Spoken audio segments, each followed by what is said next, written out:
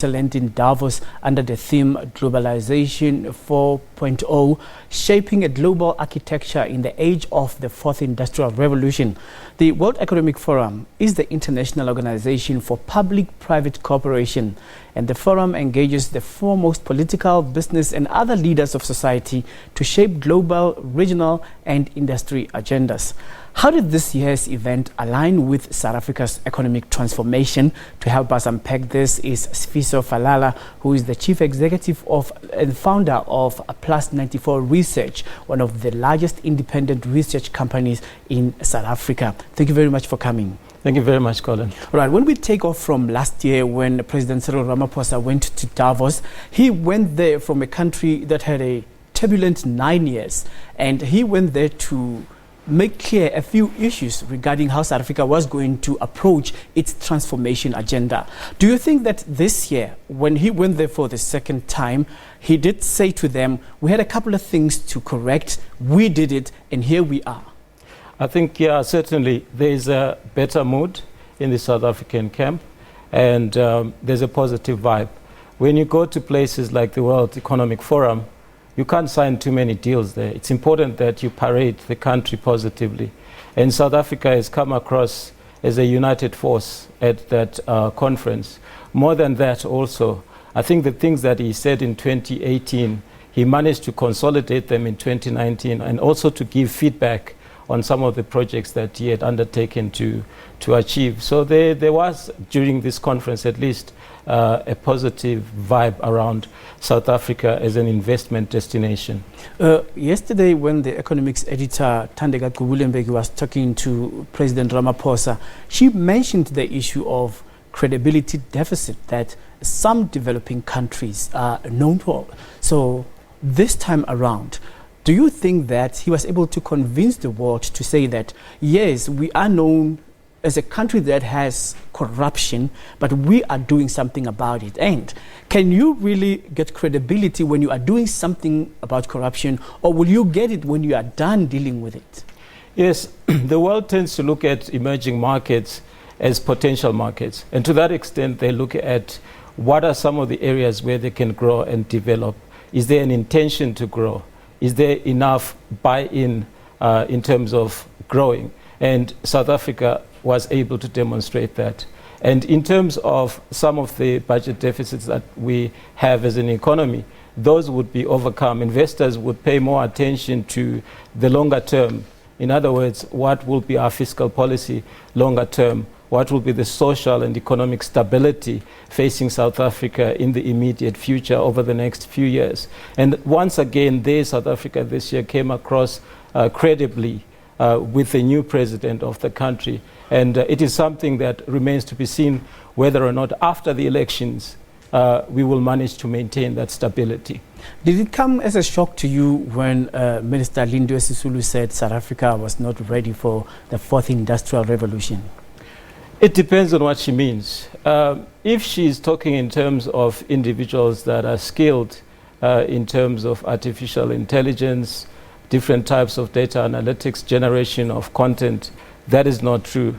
If she's talking in terms of the catalyst for growing an economy, for instance, such things as funding for incubator businesses and small businesses, that becomes true to an extent. We have to look at functions of institutes such as DTI. We have to look at functions of DFIs in general. Are they playing a sufficient role as catalysts for economic growth? And one of the problems that you encounter when you speak to entrepreneurs is that they find that these institutions tend to take a long time to approve funding.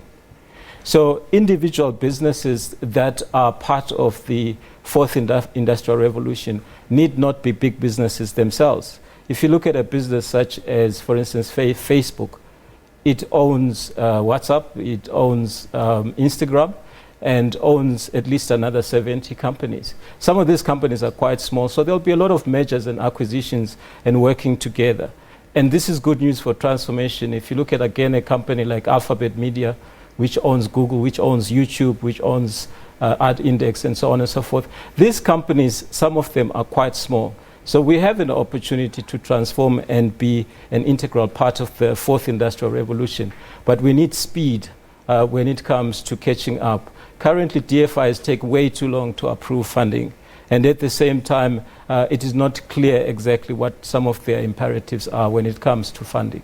Now, what should the World Economic Forum mean for developing countries? I mean, you had the youngest Minister of Trade and Industry from Botswana saying that even though African countries are going there to drum up investment, they are competing for some of the same industries, and of course the customs unions here, they are also looking for incentivizing all trading partners. Whereas on the other hand, the Brexit partner, who is a member, Brazil, is coming out of the doldrums and was still on recession. And the new president is now perceived to be on the far right, and this would really get him to have more criticism when he goes to an international platform to drum up support, whereas his country has problems. The World Economic Forum is a big boys club. If you look at it, the membership there is at least 10 million rand a year. There's 1,000 members, all of them with turnovers of at least $5 billion. So it's a big boys club. When you go there, you're going there to parade your country or your company. You're going there to say we're a great investment destination. And if you look at it this time around, South Africa and Africa as a continent and the emerging world, we have a great opportunity. Why? Because if you look at what's happening with Brexit in the United Kingdom, some research points to the fact that, for instance, South Africa right now is a better investment destination than the United Kingdom. Africa right now, emerging markets are a better investment destination than EU or parts of the EU because of some of the instabilities and the lack of certainty. So we have our own problems as an emerging market, but these problems are probably in comparison easier to solve than some of the problems that are in the rest of the world. Just in short, in closing, does it really matter whether or not the US, China and Russia were not participating at this year's WEF? It's a big boys club. It's a private sector and public sector partnership. So they probably can speak to the big companies outside of that forum. They don't have to prove their capabilities. So whatever the companies think of the United States, they might have to compromise and deal, for example, with a Donald Trump administration, which they may not like. Whereas with African countries, it is a privilege to be there to rub shoulders with those companies that control the world fiscus. All right. Thank you very much for making time to speak to us. Thank you. All right. The Chief Executive Officer of South Africa's largest research company, Plus 94.